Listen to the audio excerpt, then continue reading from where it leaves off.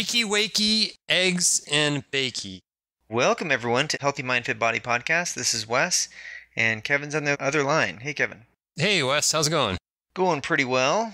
Number 12 this time around. We got a dozen podcasts almost in the can here. And we were thinking about something that we haven't touched on in all the podcasts that we've done is breakfast. Yeah. What did you have for breakfast this morning? I had some Greek yogurt, low-fat Greek yogurt, and I mixed in some cashews and some blueberries and a piece of toast with some coconut oil and a little bit of honey. Would that be buckwheat honey? No, it would be Trader Joe's honey, actually. Oh, Trader Joe's. You know, I got some wildflower honey the other day, and apparently it's a little darker than regular honey. Yeah. And it does contain more antioxidants. The darker the honey, I guess the best is the buckwheat, but it's hard to find that.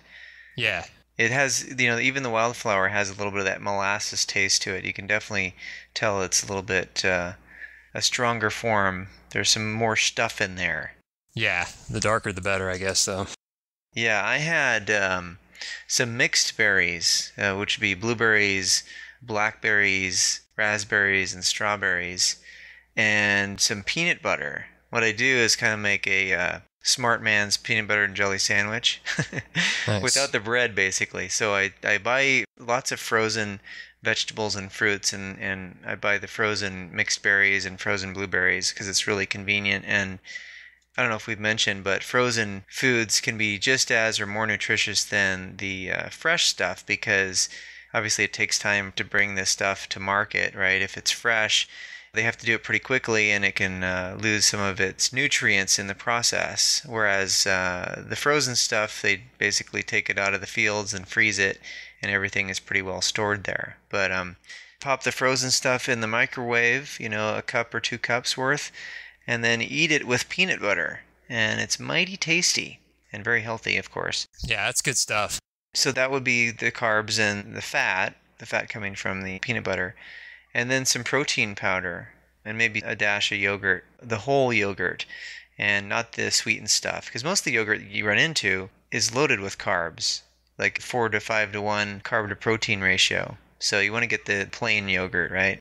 Yeah, it's pretty bad. My family, we grew up eating the Yoplait yogurt, the little containers that are kind of oddly shaped and they have the tinfoil top. Mm-hmm. Those were so good. I used to love them as a kid. Oh, they're really tasty. Yeah, and I thought they were so healthy. And then later when I started looking at actual nutritional value, nutritional content of things, it's like drinking a Coke. It's like 40 grams of sugar or something. And it's like, I think it even has the high fructose corn syrup, not even real sugar. So it's just, really horrible. And it's got a little bit of protein, but I don't know. When I see my parents, they're still pounding away at the Yoplait and, I notice I'll see them eating it for lunch and stuff. I guess if you had that and you mixed in some protein powder and some fat of some sort, it wouldn't be the most horrible thing, but...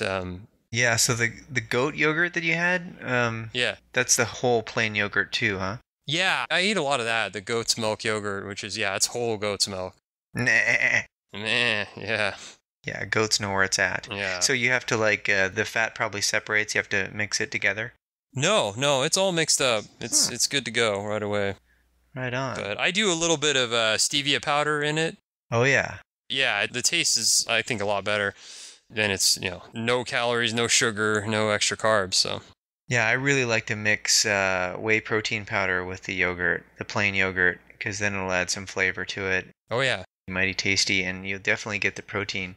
But the fruit on the bottom yogurts, I always wondered why, with any sort of product that has fruit in it, why they would add extra sweetener to it.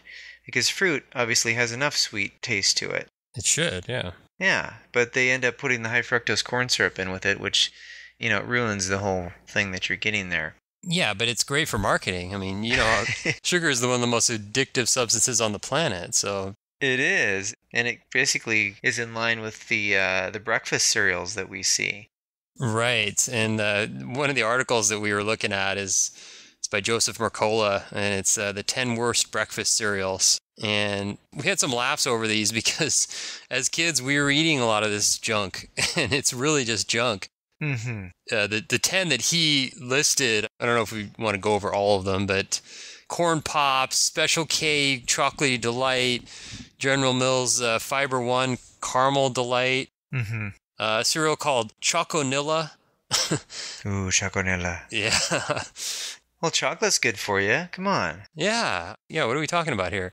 Captain Crunch. Can't forget the Captain Crunch, especially with Crunch Berries. The Crunch Berries, yeah. I mean, I was really disappointed to see that because I was going to start recommending that to our podcast listeners here. Golden Grams, Cocoa Krispies. Yeah, it's like eating, candy bars in milk? Pretty much, yeah. He says here, the Cocoa Krispies, by the way, is 40% sugar by weight. And sugar obviously can suppress your immune system and impair your defenses against infectious disease. I mean, sugar basically causes insulin secretion en masse. Basically, there's no way your body can deal with it other than trying to burn it off immediately. And obviously, you're not going to be exercising rigorously when you're eating it. So it ends up being stored as fat predominantly. And Mercola wrote, telling parents that they are doing their child's health a favor by allowing them to eat this, or practically any children's cereal, is akin to letting them sit down to a full plate of Twinkies and Oreos and calling it a balanced meal.